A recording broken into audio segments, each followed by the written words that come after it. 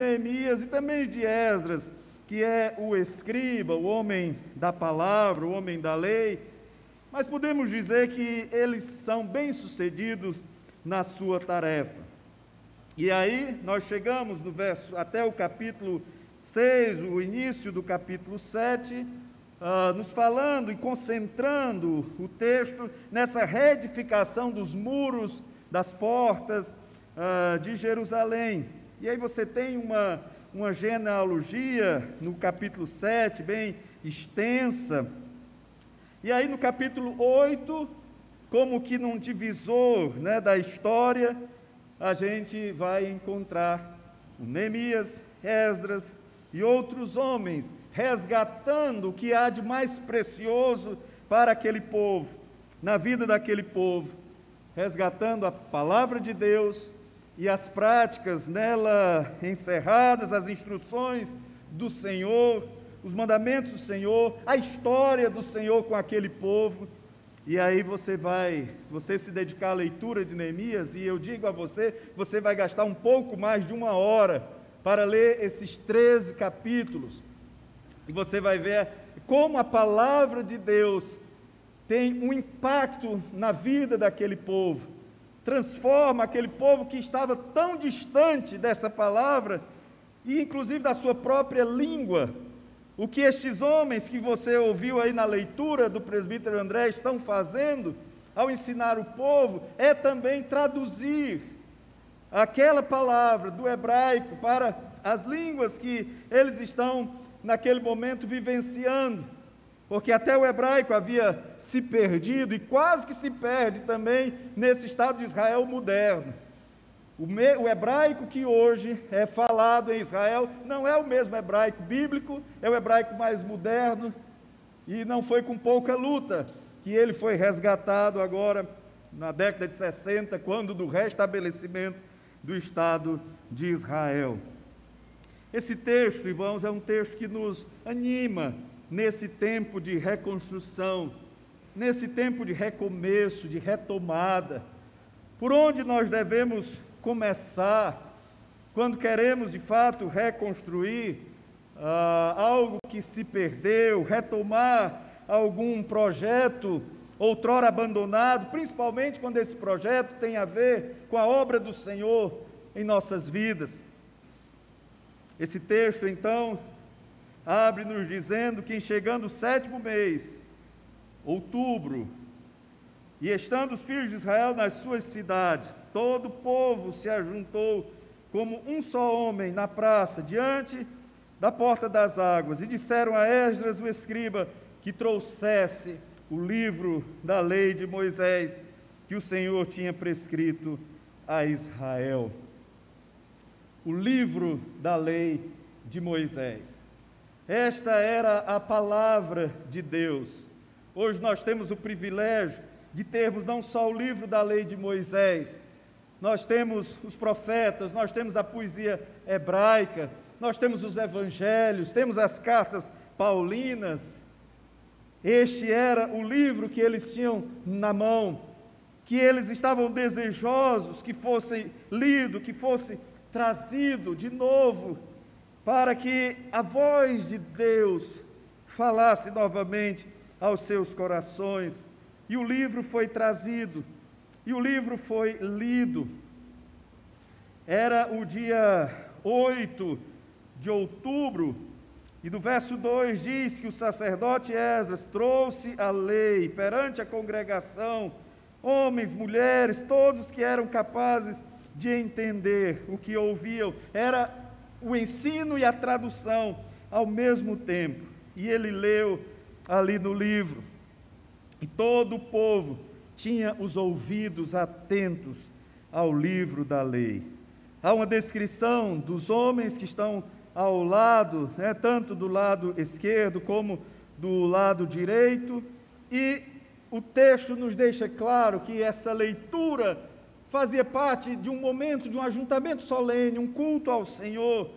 No verso 4 diz que ele estava num púlpito de madeira que fizeram para aquele fim.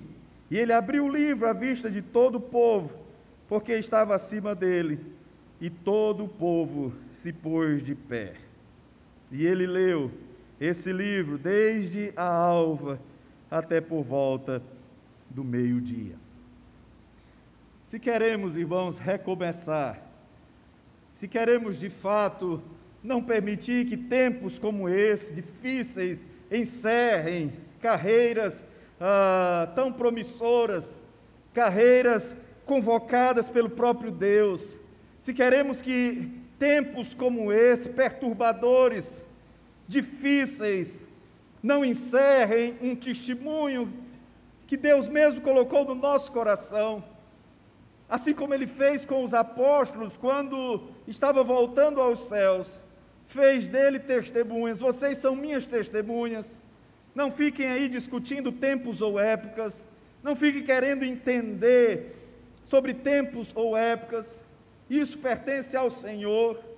E os discípulos preocupados, será esse o tempo que o Senhor vai restaurar o rei da Israel? Será esse o tempo da volta do Senhor? Será esse o tempo que tudo vai se acabar?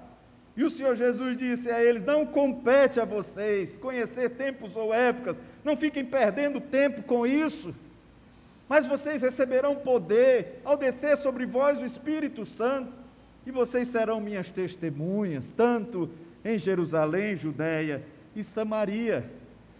Esse tempo não é tempo para encerrar obras que Deus começou em nossas vidas.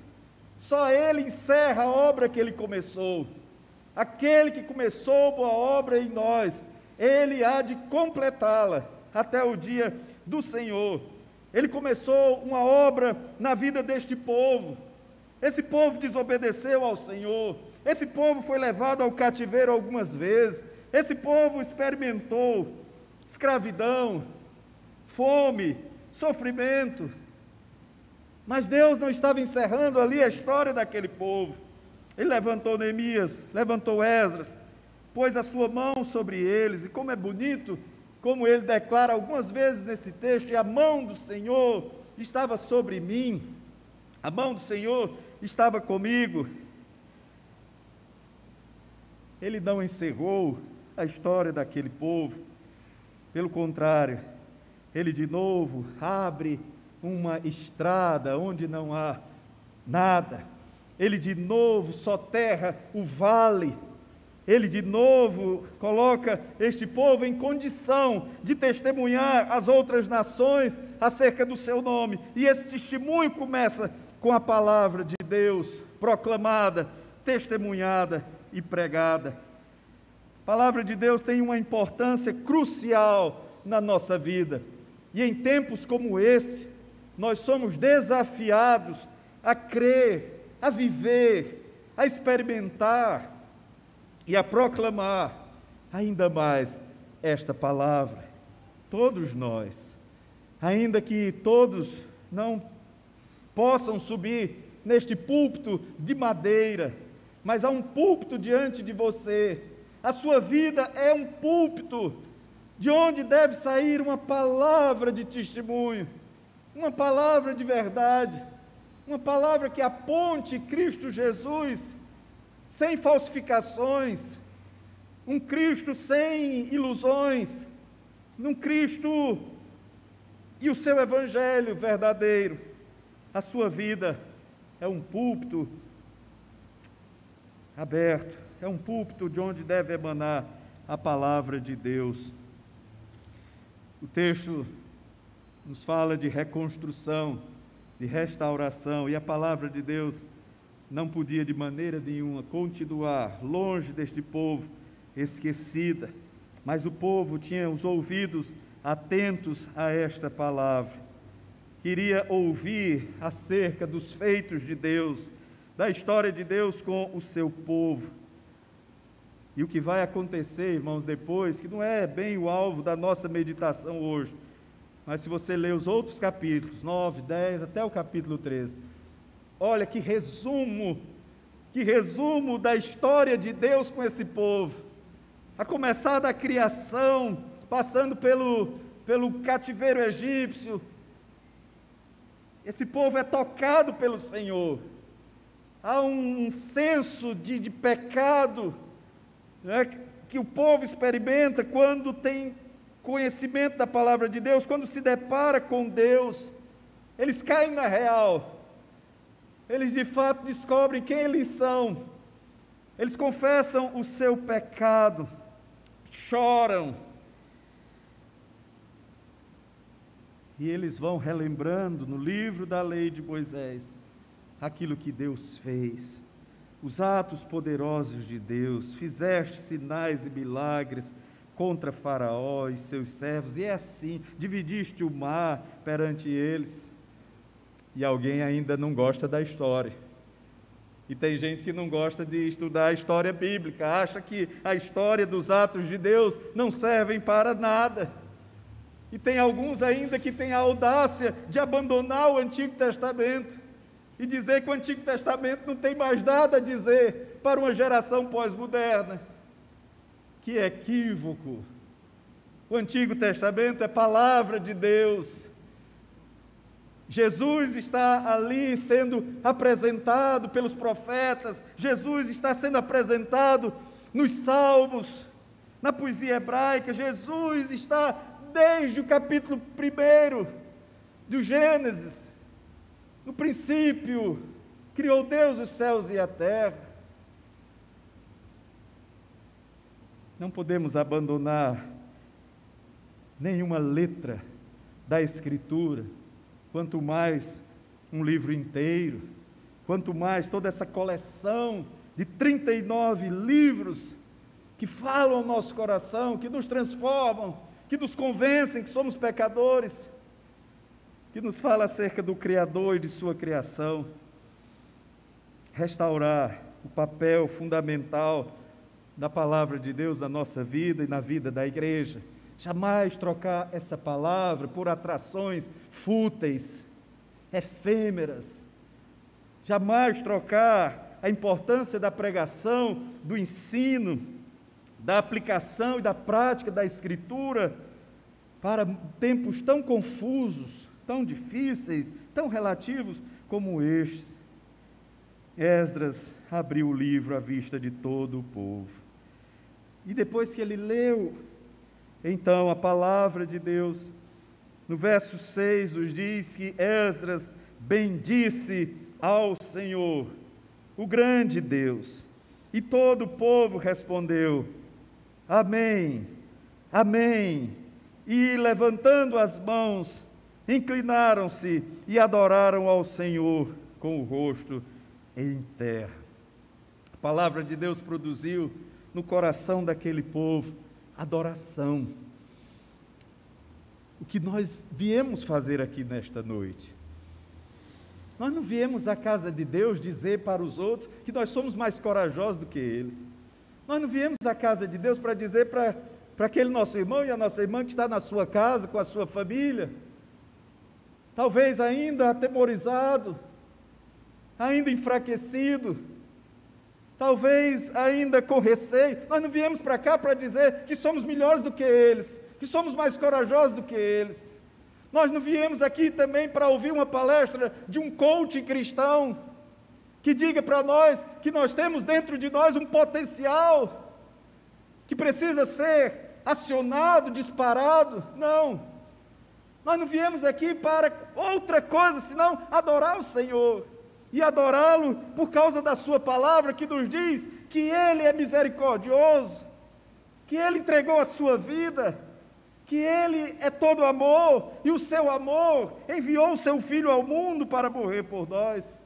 Nós viemos adorá-lo, levantando as mãos, mantendo as mãos abaixadas, baixando a cabeça, erguendo a cabeça. São manifestações que Deus nos permite que aconteçam, porque nos falam de um coração que está alegre, um coração que está festivo. Alguns têm vontade de pular, alguns têm vontade de ajoelhar. Não importa, irmãos, o que importa é que a palavra de Deus continue produzindo no nosso coração adoração, mesmo em silêncio, mesmo sentadinho aí no seu lugar, e o seu coração esteja prostrado diante de Deus, os ouvidos atentos à sua palavra, adorando aquele que venceu a morte, adorando aquele que é o nosso Redentor.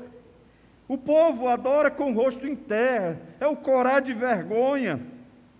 Nós adoramos ao Senhor também quando estamos sufocados pelo poder das tentações, e mesmo pecando, isso não é motivo para nos afastarmos do Senhor. Todo pecado precisa ser confessado, todo pecado precisa ser contado ao Senhor, e arrependimento abandonado. Alguns resolvem, porque estão sentindo a força do pecado nas suas vidas, resolvem abandonar a Deus, afastar da igreja, fechar a sua Bíblia, mesmo nos sentindo indignos de estar nesse lugar. E vocês estão aí nos bancos, e para quem está aqui no púlpito, abrindo a palavra, falando desse Deus, aí é que nos sentimos indignos mesmos. Por isso que o apóstolo Paulo dizia: eu sou o pior dos pecadores. Ele não está dizendo isso porque ele vive uma vida dúbia, não. E hoje pela manhã o reverendo Macena nos falou com tanta propriedade acerca do testemunho do apóstolo Paulo. Ele não está vivendo uma vida dúbia diante da igreja. Quando ele diz assim: aquilo que eu quero fazer, nem sempre eu faço, e o que eu não quero, às vezes é o que eu faço.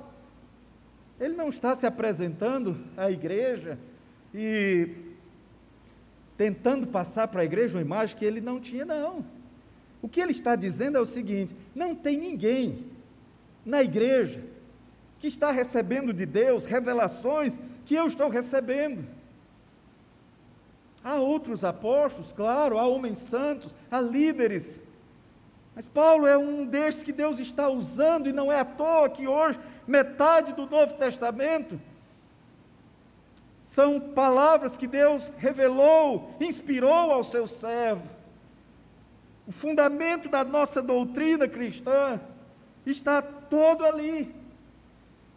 E esse homem, com tanta dádiva de Deus, inclusive tendo da parte de Deus a oportunidade, a visão, ele não sabe se no corpo ou fora do corpo, ele recebe de Deus uma dádiva, uma experiência de conhecer o céu, e isso é tão marcante na vida dele, que Deus deu um jeito para que aquele homem não vivesse ensoberbecido por causa daquela experiência. Segurou aquilo por 14 anos e depois revelou à igreja. Um espinho na carne, mensageiro de Satanás, para que eu não me ensoberbeça. E esse homem se diz e se considera o pior dos pecadores.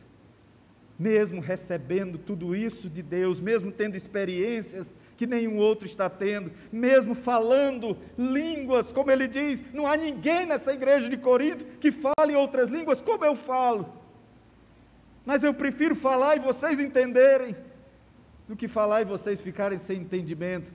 Esse homem, com tudo isso que está recebendo do Senhor, não tem capacidade de sozinho resolver um problema na sua vida, o problema do pecado. Ele precisa de Cristo Jesus. Miserável homem que sou, graças a Deus por Cristo Jesus, graças a Deus por sua vitória, graças a Deus por seu amor que me constrange. E ele segue adorando ao Senhor, naquilo que fala, naquilo que vive, segue adorando ao Senhor, porque a palavra do Senhor o transformou no caminho de Damasco e continua transformando a ele em outros caminhos, em naufrágios, em viagens por terra, diante de reis, diante do rei Agripa. Ele continua adorando ao Senhor. Quando somos transformados pela palavra de Deus, a reação do nosso coração é a reação de adoração. Não há outra reação. E se houver, muito provavelmente, essa palavra não nos alcançou ainda. Ainda precisamos de uma transformação tal, que chamamos de novo nascimento, de conversão. Precisamos ainda desta conversão. Se a palavra de Deus não nos move a nada, se a palavra de Deus não nos diz nada, se a palavra de Deus não põe-nos de joelhos, se a palavra de Deus não nos convence a orarmos, se a palavra de Deus não nos convence à comunhão com os irmãos, se a palavra de Deus não nos convence ao amor, é possível que nunca tenhamos experimentado o dom de Deus na nossa vida. E estamos vivendo uma religião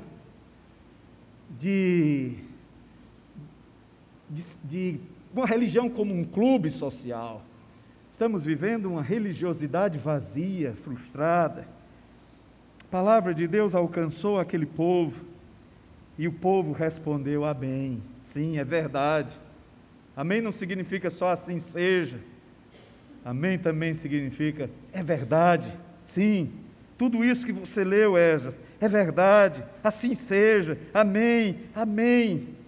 E a expressão de louvor naquela hora foi, alguns levantaram as mãos, outros se inclinaram, e todos adoraram o Senhor, mesmo corando de vergonha, com o rosto em terra, mas adorando ao Senhor.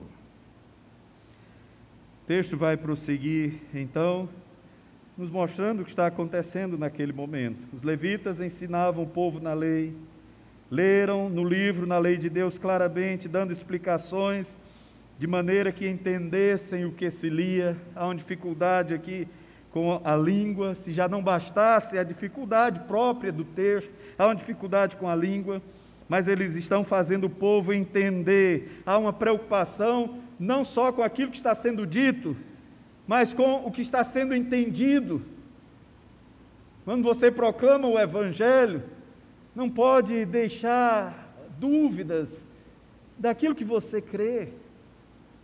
Hoje o pastor citou o encontro de Filipe com o eunuco, e aquele eunuco, de maneira tão humilde, revelou a Filipe que não estava entendendo nada do texto do profeta Isaías.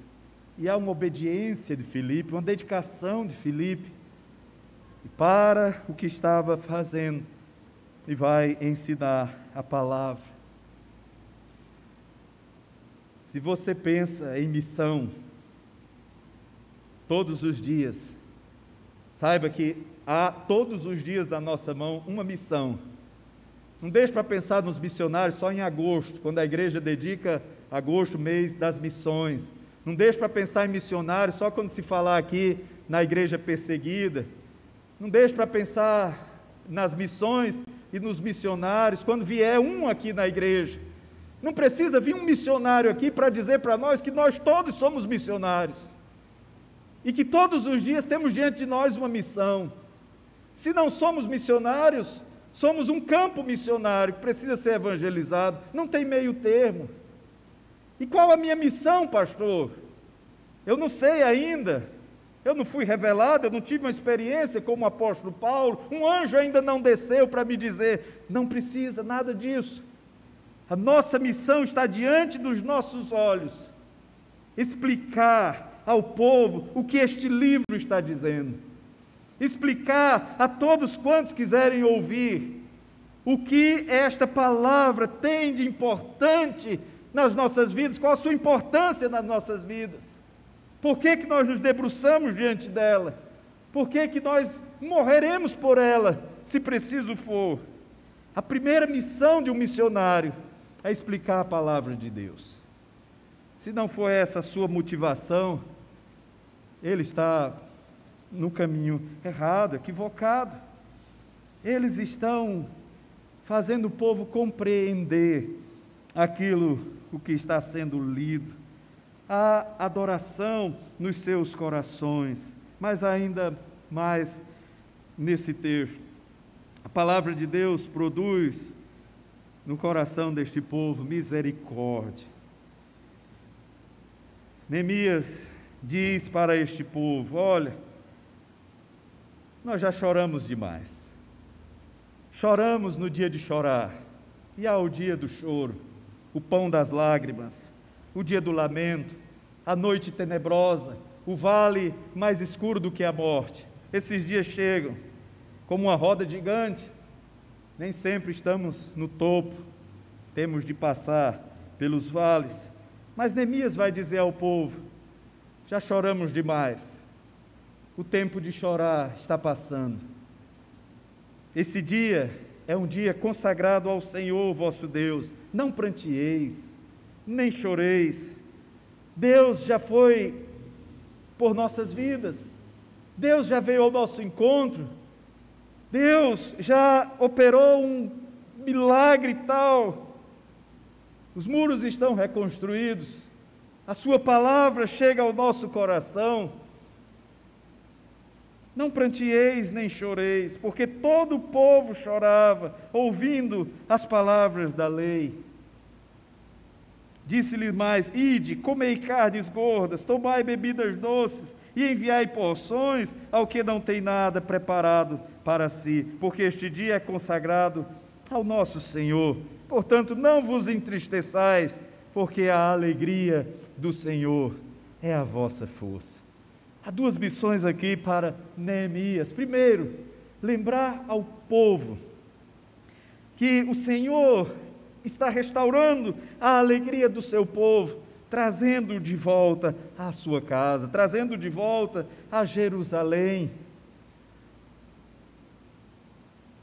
O Senhor nosso Deus produz alegria no nosso coração, uma alegria diferente da qual o mundo não pode produzir, uma alegria eterna, uma alegria em meio às dores. O saltério inteiro é a apresentação de um contraste entre a alegria do que foi justificado por Deus e a infelicidade, a morte, o cheiro de morte daquele que a Escritura chama de ímpio, daquele que não encontrou o Senhor, daquele que permanece nas trevas. O Salmo 1 já abre dizendo: bem-aventurado o homem, que não anda no conselho dos ímpios, não se detém no caminho dos pecadores, nem se assenta na roda dos escarnecedores, antes o seu prazer está na lei do Senhor. A lei do Senhor é a sua alegria, a lei do Senhor produz prazer no seu coração, na sua lei. Ele medita de dia e de noite. Ele é como uma árvore plantada junto à corrente das águas. No devido tempo dá o seu fruto, a sua folhagem não murcha, e tudo quanto ele faz será bem sucedido. Essa semana eu estava pensando sobre a grande responsabilidade que a gente tem para manter esse verde bonito que está ao nosso redor. Você imagine se nós não tivéssemos esse jardim bonito? Seria um pouco mais triste, né? Esse espaço. Porque fala da criação, fala de vida.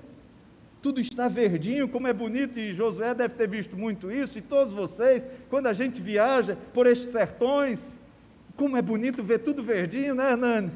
Como é triste também, quando a gente, no período de seca longa, viajamos nessas estradas e tudo parece morto, sem vida, cinzento, rios secos. Pois é isso que o Salmo vai mostrar logo em seguida. Vai dizer: os ímpios não são assim, eles são, porém, como a palha que o vento dispersa, murchou, secou, morreu, é cheiro de morte.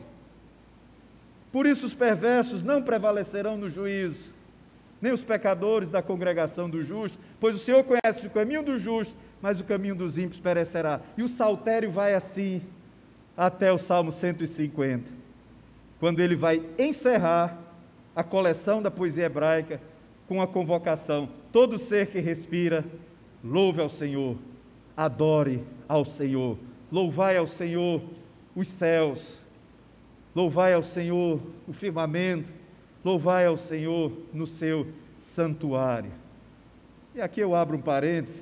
Vocês lembram quando eu disse a vocês, quando voltassem para a igreja, que o nível de exigência baixasse um pouquinho?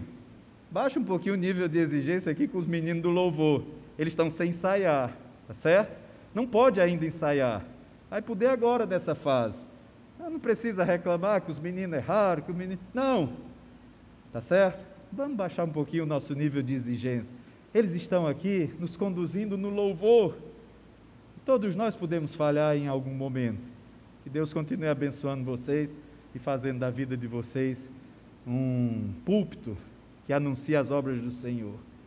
E o salmista está dizendo: louve no firmamento, louve nos céus. O salmo que nós lemos no início, os céus proclamam a glória de Deus e o firmamento anuncia as obras das suas mãos. É para deleitar-se no Senhor, não é uma felicidade vazia que o mundo prega, de forma nenhuma. Não é felicidade da terra, é felicidade dos céus. Bem-aventurados. Jesus abre o seu primeiro grande sermão com as bem-aventuranças. Interessante que são bem-aventurados, não são aqueles que são bem-sucedidos aos olhos do mundo, são bem-aventurados os que choram. O choro, que é o sinal, maior sinal da derrota, da perda, do luto, Jesus está dizendo: bem-aventurados os que choram, especialmente os que estão chorando por causa das perdas. Os enlutados, eles serão consolados. Bem-aventurados os que têm fome e sede de justiça, bem-aventurados os pacificadores, bem-aventurados sois quando por minha causa vos injuriarem e mentindo disserem todo mal contra vós. Regozijai-vos e exultai, porque é grande o vosso galardão nos céus, porque assim perseguiram os profetas que viveram antes de vós. É para alegrar-se no Senhor, é para ser uma igreja contente, uma igreja satisfeita, uma igreja que está contente naquilo que Deus está fazendo na sua vida. Não é a igreja contente com o pecado, não é a igreja contente com erros produzidos por alguma irresponsabilidade, não. Mas a igreja contente com aquilo que Deus tem feito na sua vida, porque consideramos Deus soberano, consideramos Deus livre, absolutamente livre para fazer o que lhe apraz, para cumprir os seus planos.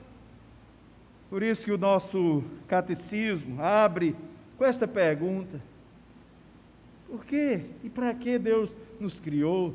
Deus nos criou para a sua glória, para estarmos contentes nele, em todo o tempo. Contentamento de Deus, alegria do Senhor, a alegria do Senhor é a vossa força.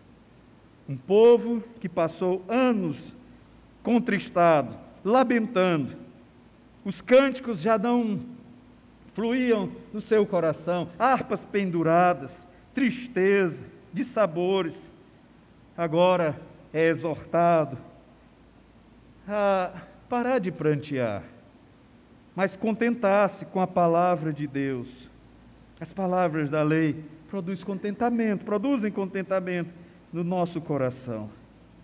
A alegria do Senhor é a vossa força.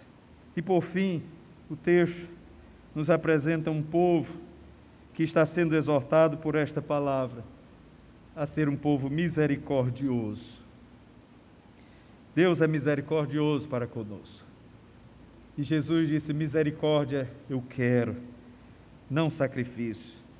Ide, comei carnes gordas, tomai bebidas doces, e enviai porções aos que não têm nada preparado para si.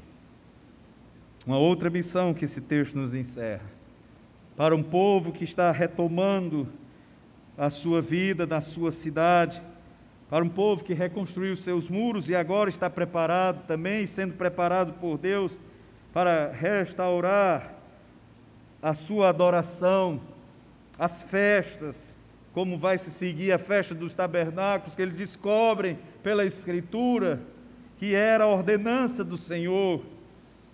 Mas esse povo não pode cair no pecado de não considerar o seu próximo.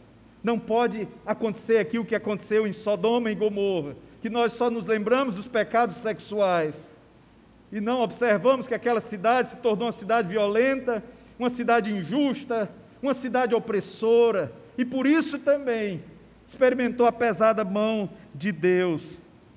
Deus nos chama para ser uma igreja misericordiosa. Deus nos chama para ser uma igreja, para experimentar a força do seu amor. Num mundo frio para com o amor, num mundo que releva o amor, nós encontramos Jesus ensinando acerca do amor àqueles que estavam lhe questionando.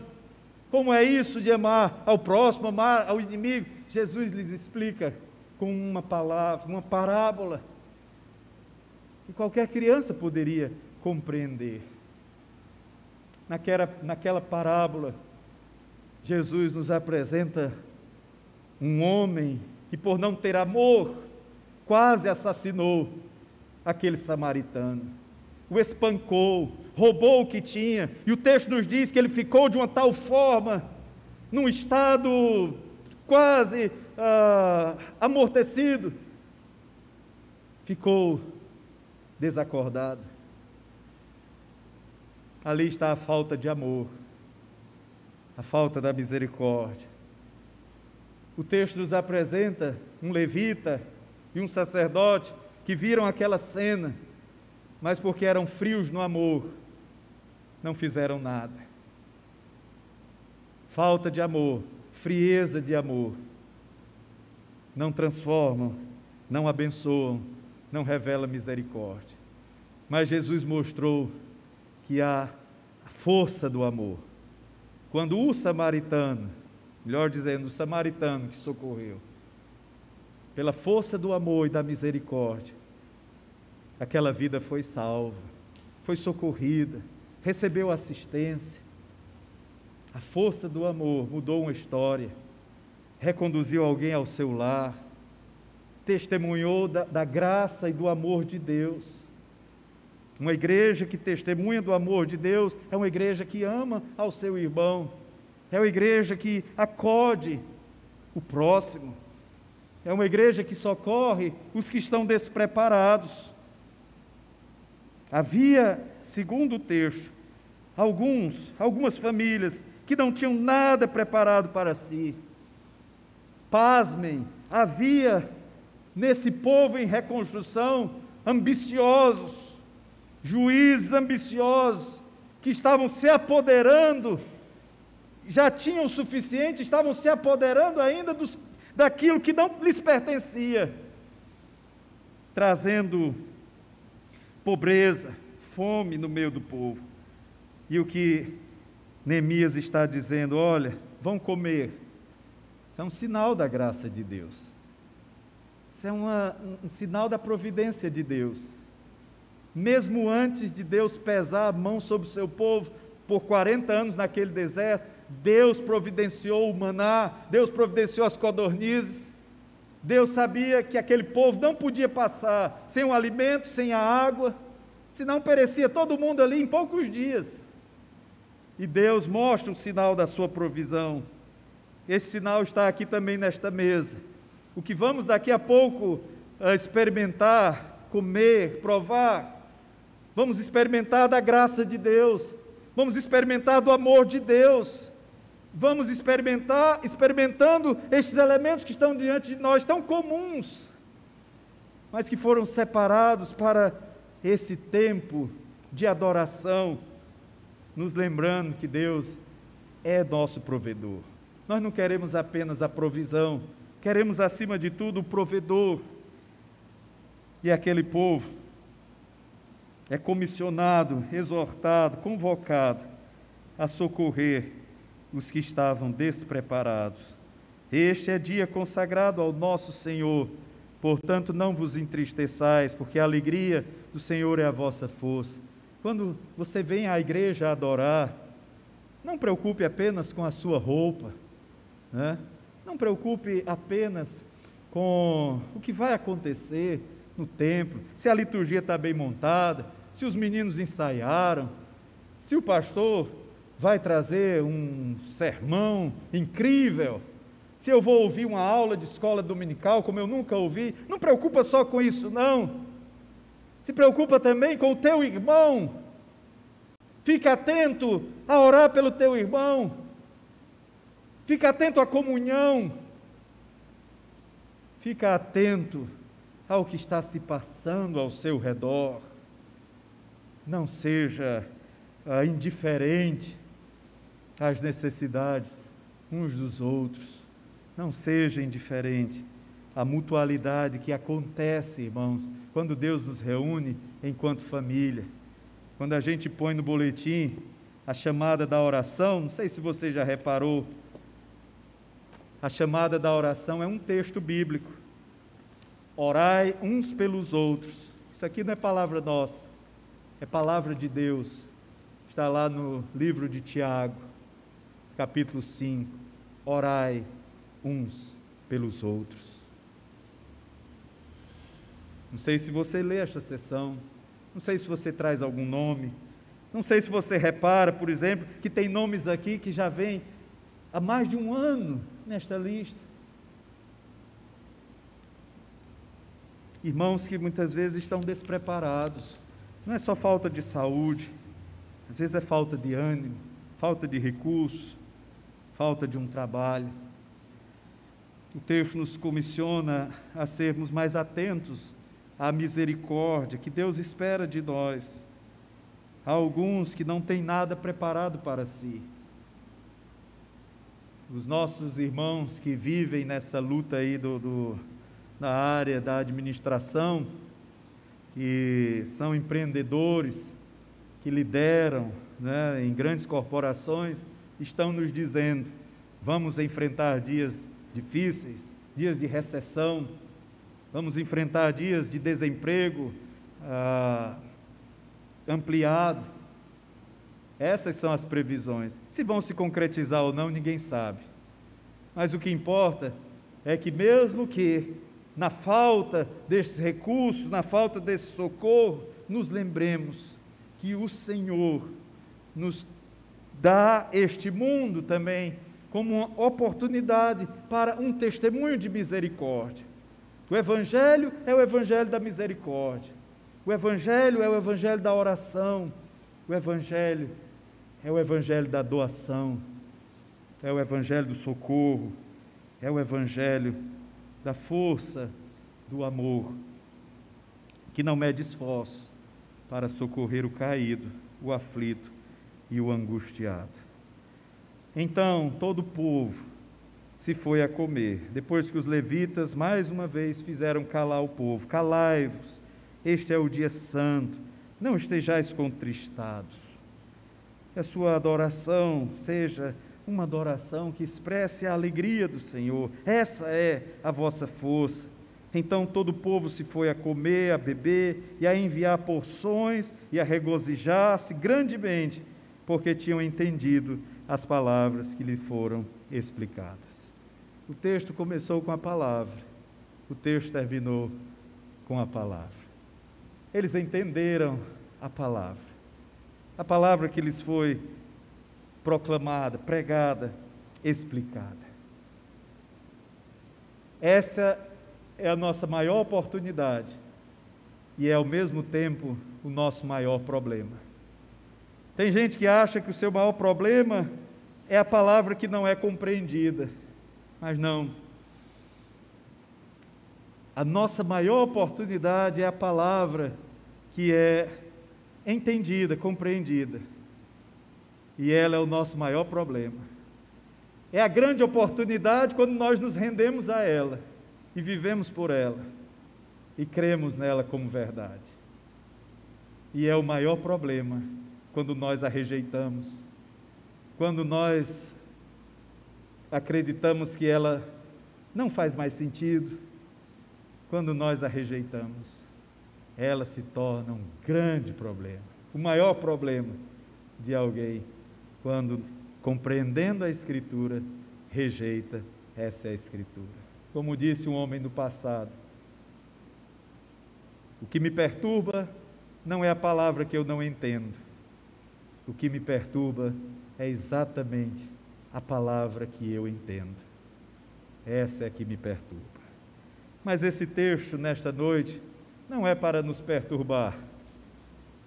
Esse texto é para nos consolar, é para nos preparar e nos animar nesse momento em que estamos retornando à casa do Senhor, estamos retomando as nossas atividades de serviço ao Senhor, e nós valorizamos, sim, o serviço ao Senhor. Esse texto nos ajuda a pensarmos o que a gente precisa organizar primeiro na nossa vida. Antes de tudo, organizemos a palavra no nosso coração, não esqueçamos da Escritura, não a abandonemos, não a rejeitemos, não deixemos para abri-la só no exercício dominical. Essa palavra nos ajuda também a nos lembrarmos que somos adoradores e devemos adorá-lo em espírito e em verdade, não só no monte, mas diante de Ti, ó Jerusalém, em todos os lugares, somos adoradores. Essa palavra nos lembra que Deus nos chama a misericórdia. Essa palavra nos motiva a termos um coração mais misericordioso, mais bondoso, a começar com os de casa, a começar no nosso lar, se estendendo aos da família da fé e se estendendo ainda mais a todos. E esta palavra nos lembra que Deus restaura a nossa alegria. Restaura, Senhor, a nossa sorte como as torrentes no Neguebe, para que as nações continuem olhando para nós e dizendo: vejam como eles estão alegres. Por que isso aconteceu? Porque o Senhor restaurou a nossa sorte. Quando Ele restaura a nossa sorte, ficamos como quem sonha, a nossa boca se enche de riso, a nossa língua de júbilo. Então, entre as nações se diz: o Senhor deles tem feito grandes coisas por eles. Com efeito, grandes coisas fez, faz e fará o Senhor por nós. Por isso, esteja alegre no Senhor. O texto está nos dizendo que no dia do Senhor, a começar no dia do Senhor, renovemos a alegria no Senhor. Ele é quem toma a iniciativa disso na nossa vida, Ele é quem renova a alegria da nossa vida. Um coração contristado, sempre contristado, é um coração que não está testemunhando de Jesus, do seu poder, da sua manifestação em seu viver. É um coração que nunca experimentou Jesus. A alegria do Senhor é a vossa força. Nada, de maneira nenhuma pode nos roubar a alegria que um dia o Senhor plantou no nosso coração. Alegrai-vos no Senhor, diz a Escritura, alegrai-vos sempre no Senhor. Aprendamos a viver um segredo, e Paulo viveu. Eu aprendi o segredo de viver contente em toda e qualquer situação. Irai-vos, irritai-vos, mas não pequeis, não pequeis. Não deixe o sol se pôr sobre a vossa ira, sobre a vossa irritação. Alegrai-vos no Senhor. Outra vez digo, alegrai-vos. Que o texto da palavra de Deus nos ajude e nos prepare nesta noite para experimentarmos a maior de todas as alegrias de nossa vida, experimentarmos Cristo Jesus outra vez, através dessa ceia. Olhando para a cruz, nós nos lembramos do seu grande amor por nós. Olhando para a cruz, nós somos renovados no nosso contentamento, no nosso amor. A cruz, de maneira nenhuma, nos traz ojeriza, repulsa, não, ela nos atrai. Eu amo a mensagem da cruz, ela é a maior expressão de beleza, de contentamento, de salvação para as nossas vidas. Nós vamos orar nessa hora, e nessa oração também já vamos consagrar estes elementos para o uso na ceia do Senhor.